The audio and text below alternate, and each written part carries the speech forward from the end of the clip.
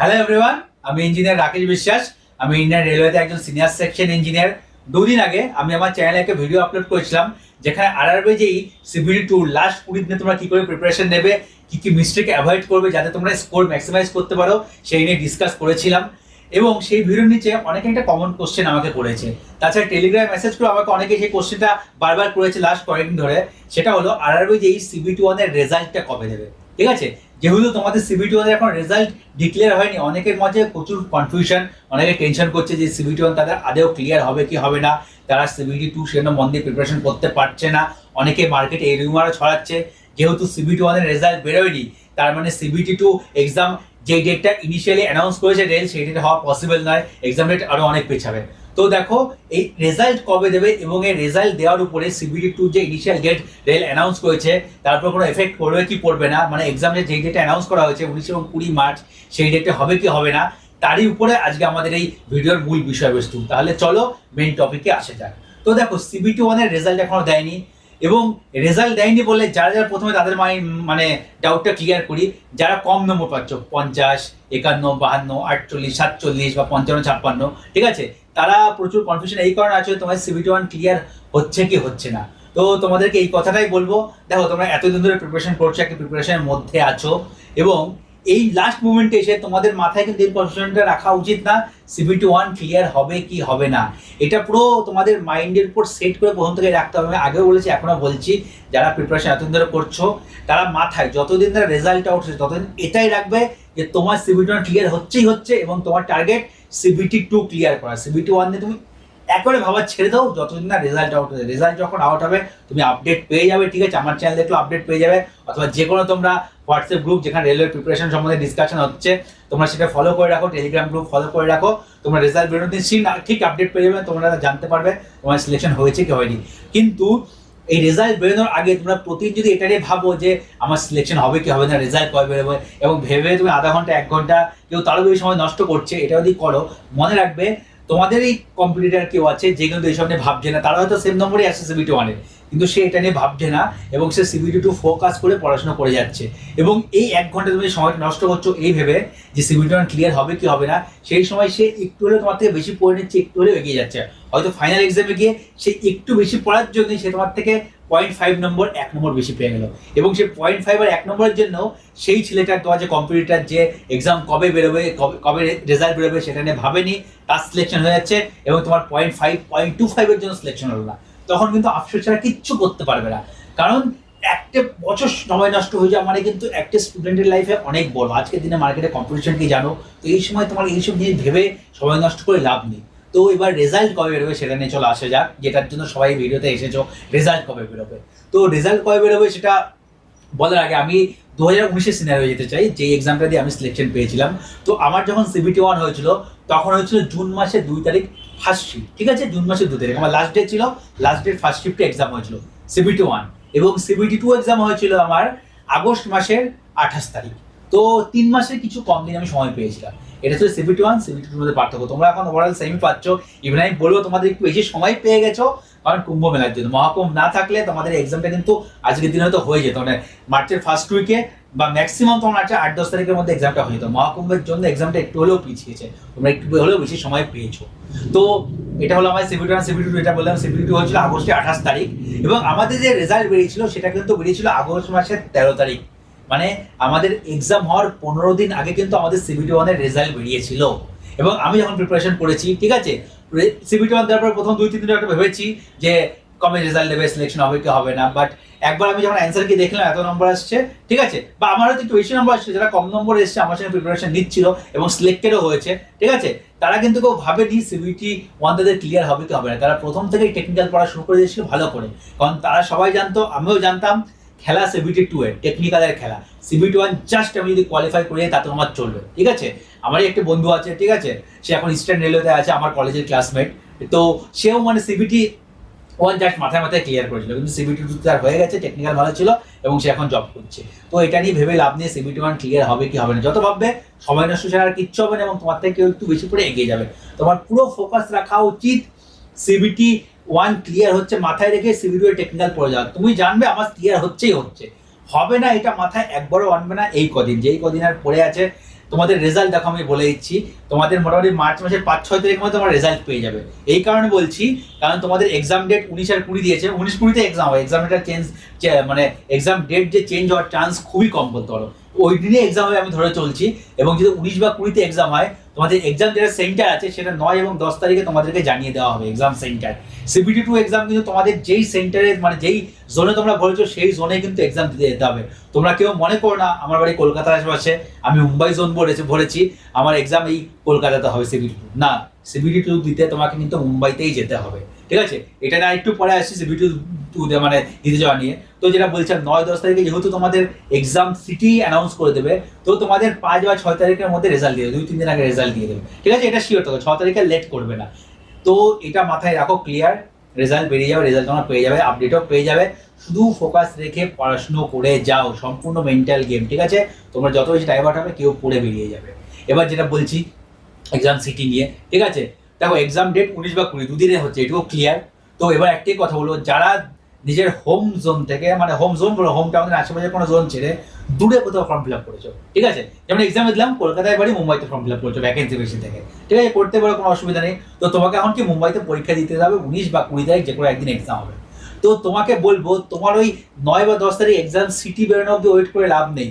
তুমি মুম্বাই যদি form fill up করে থাকো, মুম্বাইয়ের যে কোনো একটা স্টেশনে, মুম্বাই শহরের একটা টিকিট আজকের দিনেই পারলে কেটে নাও। টিকিটটা কেমন কাটবে? এমন টিকিট কাটবে যাতে তুমি 18 তারিখ বিকেল বা সন্ধ্যের মধ্যে, ঠিক আছে, মুম্বাই শহরে ঢুকে যাও। বিকেল বা শহরের মধ্যে ঢুকতে কেন বলছি না তোমাকে রাত্রি 10-11টায় ঢুকতে? হতে পারে তোমার যে ট্রেনটা 3-4 ঘন্টা 5 ঘন্টা লেট করলো, রাত্রি 10টায় হওয়ার কথা ছিল, ভোর 3টে ঢোকালো। এবার 19 তারিখে তোমার ফার্স্ট হাফে এক্সাম, তখন তোমার কি হবে? জাস্ট মুম্বাইতে ট্রেনে কষ্ট করে জার্নি করে পৌঁছেই তোমাকে রাতের মধ্যে আবার এক্সাম সেন্টার কোথায় কি এইসব খুঁজতে পুরো আবার অবস্থা খারাপ হয়ে যাবে। তোমার রাতে ঘুম ভালো করে হবে না, এবং সেটা তোমার এফেক্ট করবে পরের দিন এক্সামে। এবং এই যে মেন্টাল স্ট্রেস খুব বাজেভাবে এফেক্ট করে, মানে পরীক্ষায় কোনো একটা ইনসিডেন্ট হয়ে গেল তোমার, একটা এটা জীবনের সবথেকে গুরুত্বপূর্ণ পরীক্ষা, মাথায় রাখতে হবে। কেন সবথেকে গুরুত্বপূর্ণ পরীক্ষা বলছি? এই যে পরীক্ষাটা তোমার মাঝখানে 17-18 দিন আছে, ঠিক আছে? 17-18-19 দিন আছে। এই 17-18-19 দিনে তুমি ভালো করে পড়ে এই পরীক্ষাটা ক্র্যাক করে নিতে পারো। তুমি যদি চাও না আমি আর পড়াশোনার লাইনে যাবো না, কিছু করবো না, তো এখানে তুমি পড়াশোনা স্টপ করে দিতে পারো। এরপরে যা পড়াশোনা করবে কেরিয়ার গ্রোথের জন্য, ঠিক আছে? তোমাকে জীবনে ডেইলি সার্ভাইভালের জন্য কোনো আর পড়াশোনা করতে হয় না। এই চাকরিটা পেয়ে যাবে মানে তোমার সারা লাইফ সিকিউর হয়ে গেল। তোমাকে আর লাইফ সিকিউরিটি তোমার ফ্যামিলির আর কোনো ভাবতে হবে না।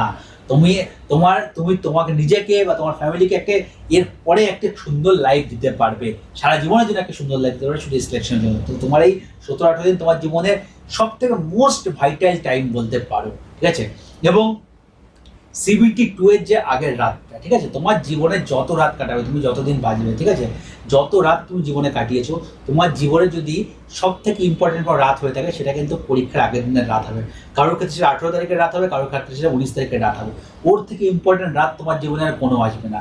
না তোমার বিয়ের রাত আসবে, না তোমার কোনো আরও ইম্পর্টেন্ট রাত আসবে, কোনো রাত না। সব থেকে ইম্পর্টেন্ট রাত যদি তোমার জীবনে কোনো হয়ে থাকে সেটা ওই 18 তারিখ এবং 19 তারিখ রাত। কেন এটা সব থেকে তোমার জীবনে ইম্পর্টেন্ট রাত বলছি?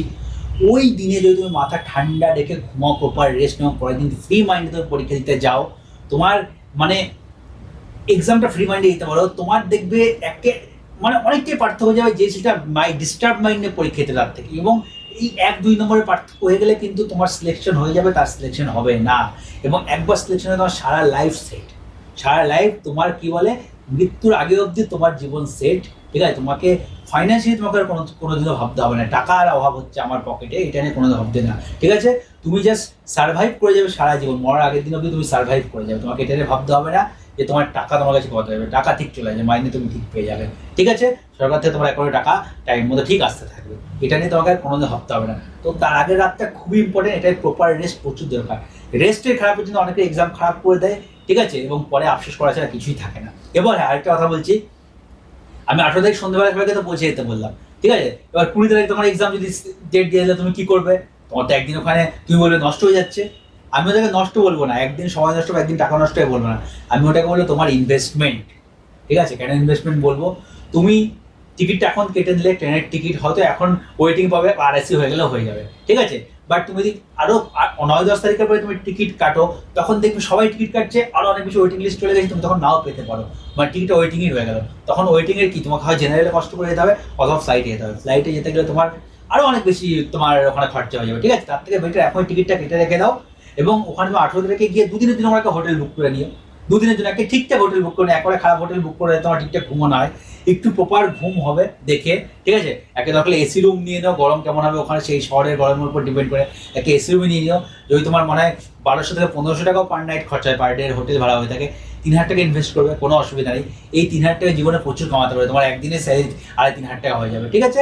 তো এটা নিয়ে কোনো এই 3000 টাকা তোমার এখন ইনভেস্ট করছো, এটা নিয়ে এখন মাথা ঘামাবে না। এই 3000 টাকা জীবনে প্রচুর কামাতে পারবে। তো যদি ইনভেস্ট করতে করো, 2 দিন হোটেল নিয়ে থাকো, ফ্রেশ মাইন্ডে পরের দিন পড়ে খেতে হবে। আমার যখন সিভিটি এক্সাম হয়েছিল, আমি যাদবপুরে থাকতাম, ঠিক আছে? যাদবপুর থেকে আবার আমার যে এক্সাম সেন্টার পড়েছিল সেটা হাওড়া স্টেশন থেকে ওই 1-1.5 কিলোমিটার মতো একটু দূরে পড়েছিল, অটো করে যাওয়া যেত, ঠিক আছে? আমি আগের দিন মোটামুটি আগে 1-2 দিন আগে নেটে সার্চ করে সব কিছু দেখে দিয়েছিলাম। কিন্তু আমি সেদিন কিন্তু সকালে আমার ফার্স্ট শিফট পড়েছিল, আমি চাইলে 8B বাস স্ট্যান্ড থেকে 8B বাস ধরে আমি চলে যেতাম হাওড়া, সেখান থেকে অটো ধরে আমি যেতে পারতাম। কিন্তু সকালে আমি মাইন্ডকে ঠান্ডা মাথা নিয়ে ফ্রেশ মাইন্ড নিয়ে খেতে গেছিলাম। সেখানে আমাকে উবের বুক করে 350 থেকে 400 টাকা সামথিং দিয়েছিল, খেয়াল নেই 350 থেকে 400-র মধ্যে একটা নিয়েছিল। আমি 400 টাকা ইনভেস্ট করে আমি সেন্টার অব্দি পৌঁছেছিলাম গাড়িতে করে, মাইন্ড ফ্রেশ রেখে ফার্স্ট শিফট এক্সাম খুব ভালো করে দিয়েছি, প্রত্যেকটা বসে ভালো করে পড়ে কনসেন্ট্রেশনে পড়েছি, যেটা ঠিক মনে ঠিক করেছি, মাথার উপর শান্ত রেখেছি। তারপরে এক্সাম সেন্টার থেকে বেরিয়ে এসেছি। বেরিয়ে এসে আমি কিসে আসলাম, ট্রেনে আসলাম, বাসে আসলাম, হেঁটে আসলাম, ম্যাটার করে না, কোথায় গেলাম কী করলাম ম্যাটার করে না। কিন্তু এক্সাম দেওয়ার আগে মাইন্ডটা কেমন থাকলাম, তার আগের রাতে কতটা রেস্ট নিয়েছি, এটা ইম্পর্টেন্ট, ঠিক আছে? এই প্রপার রেস্ট এবং মেন্টাল কন্ডিশন কতটা এফেক্ট করে তোমরা জানো, না জানলেও, ঠিক আছে? বলছি তোমাদের এই যে কিছু না একটা ওয়েব সিরিজ রয়েছে, তোমরা দেখেছো কিনা জানি না, না দেখে থাকলে লাস্ট এপিসোডটা দেখে দেবে, কোটা ফ্যাক্টরি, ঠিক আছে? সিজন 3-তে মনে হয় যে মেন হিরো যেখানে ছিল সেও প্রিপারেশন করছিল, আইআইটি যে অন্যরাও প্রিপারেশন করছিল। লাস্ট মোমেন্টে যেদিন এক্সাম ছিল সে ঘুমিয়ে পড়ে। এবার ঘুমতে করে যখন যে এক্সাম সেন্টার দিতে যায়, এক্সাম সেন্টারে যেতে চায়, সে ভুল করে ভুল সেন্টারে চলে যায় এবং তারপরে তার ঠিক সেন্টারে আসা অবধি, ঠিক আছে, তার মাথায় প্রচুর মেন্টাল স্ট্রেস কাজ করে এবং সেই মেন্টাল স্ট্রেসটা এতটাই কাজ করে আলটিমেটলি এক্সামটা বাজে হয়ে যায়, তার সিলেকশন কোথাও হয় না। এটা রিয়েল ফ্যাক্ট, ঠিক আছে? হয়তো তোমার ওয়েব সিরিজ দেখেছে মানে তোমার এরকম বাস্তবে হয়, বাস্তবে হয়, বাস্তবে অনেকের হয়েছে। অনেকেই যে মেন্টাল স্ট্রেসের জন্য পরীক্ষার আগে তার সিলেকশন হয়েছে অলরেডি না, তো মেন্টাল স্ট্রেসের জন্য তোমার মাথায় একটা মেন্টাল স্ট্রেস চলে আসলে পরীক্ষা দেওয়ার ঠিক আগে অবধি প্রপার ঘুম না হলে, পরীক্ষার আগের দিন রাতে ঠিকঠাক ঘুম না হলে, সেই মেন্টাল স্ট্রেসের জন্য পরীক্ষার অনেকটা পার্থক্য চলে আসে, ঠিক আছে? যেটা সিভিটি অনেকে ভুল করেছে, লাস্ট মোমেন্টে গিয়ে মেন্টাল স্ট্রেস নিয়ে নিয়েছে, যার এমনি টেস্টে যে ভালো রেজাল্ট করছিল, ফাইনাল এক্সামে গিয়ে অনেক মানে বেশি থিঙ্কিং করে অনেক নেগেটিভ অ্যান্সার করে দিয়ে চলে এসেছে এবং ফাইনালি অনেক কম নম্বর পেয়ে গেছে। তো যারা সিভিটি তো ভুল করেও গেছো কিন্তু সিলেক্টেড হয়ে যাচ্ছ, সেবার ঠিক আছে, হয়তো মাথায় মাথায় সিলেক্টেড হয়ে যাচ্ছ, সিভিটি টুতে সেই ভুলটা করো না। মাথা ঠান্ডা রেখে প্রপার ওয়েতে শান্ত মাথায় পরীক্ষা দেবে, ঠিক আছে? শান্ত মাথায় রেখে পরীক্ষা দেবে, এটাই কিন্তু মূল মন্ত্র, ঠিক আছে? সব এই ব্রেনের খেলা। টেকনিক্যাল তো তোমরা পড়ছোই, টেকনিক্যাল ভালো করে পড়ছো, তো প্রথম হবেই, ভালো করে প্র্যাকটিস করে যাচ্ছ। ফাইনাল এক্সামটা তোমার হচ্ছে গিয়ে যত তোমার নলেজ কাজ দেবে, ঠিক আছে, 80 থেকে 85% তোমার নলেজ কাজে দেবে, তোমার knowledge, technical non technical knowledge. 10-15% তোমার আগের দিনের রাতের ঘুম, রেস্ট, পরীক্ষার আগে যাওয়ার মেন্টাল কন্ডিশন, 10-15% গেম কিন্তু এর থাকে। তো এই 10-15% গেম তোমার গেম চেঞ্জ করে দিতে পারে। এই জিনিসটা তোমার খুব ভালো করে মাথায় রাখতে হবে এবং মাথা ঠান্ডা রেখে পরীক্ষা দিতে যেতে হবে। আগের দিন পুরো রেস্ট, পুরো কুল মুডে থাকবে, ঠিক আছে? পরীক্ষা দেওয়ার আগে পুরো কুল, কোনো রকম মাথায় টেনশন দেবে না, একেবারে শান্ত হবে এবং প্রপার রেস্ট, প্রপার ঘুমটা আগের দিন দরকারই দরকার। সব থেকে ইম্পর্টেন্ট তোমার জীবনের রাত, পরীক্ষার আগের দিনের রাত হতে চলেছে, আবার বারবার বলছি। এবং এই কদিন কী করে প্রিপারেশন করবে তার গাইডটা আমি লাস্ট ভিডিওতে দিয়েই দিয়েছি। যারা এখন আবার লাস্ট ভিডিওটা দেখো, ডাইরেক্ট এই ভিডিওটা দেখছো, তাদেরকে রিকোয়েস্ট করবো আমার লাস্ট ভিডিওটা একবার দেখে নাও, তাহলে তোমাদের ক্লিয়ার হয়ে যাবে কী করে তোমরা প্রিপারেশনটা করবে কি করবে না, এরকম রুটিন ফলো করবে। এবং যাদের আমার এই ভিডিওটা ভালো লেগে থাকে, ঠিক আছে, তোমরা অবশ্যই ভিডিও আমার লাইক করো এবং যারা যারা আরআরবি যেই জন্য প্রিপারেশন নিচ্ছে, সিবিটির জন্য প্রিপারেশন নিচ্ছে, তাদের সাথে আমার এই ভিডিওটা পারলে শেয়ার করো। যেসব গ্রুপে প্রিপারেশন রিলেটেড ডিসকাশন হচ্ছে সেই সব হোয়াটসঅ্যাপ গ্রুপে, ফেসবুক গ্রুপে আমার এই ভিডিওটা শেয়ার করো, তাহলে যারা যারা প্রিপারেশন নিচ্ছে তাদেরও একটু হয়তো এই ভিডিও থেকে হেল্প হতে পারে। এবং আরও নতুন ভিডিও জানার থাকলে আমার ভিডিও নিচে কমেন্ট করে জানাও, আমি কমেন্টে রিপ্লাই দেওয়ার চেষ্টা করবো। যদি মনে হয় রিপ্লাইতে বলা পসিবল নয়, তাহলে নতুন একটা ভিডিও আমি বানিয়ে তোমাদের জন্য আপলোড করে দেবো, ঠিক আছে?